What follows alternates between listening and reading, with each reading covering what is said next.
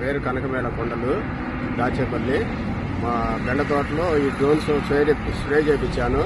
ఒక్కొక్క డ్రోన్ ఒక్కొక్క గన్ను చేయగల ఎకరానికి. ఈ ఎకరం డోసు బాగా ఉంది.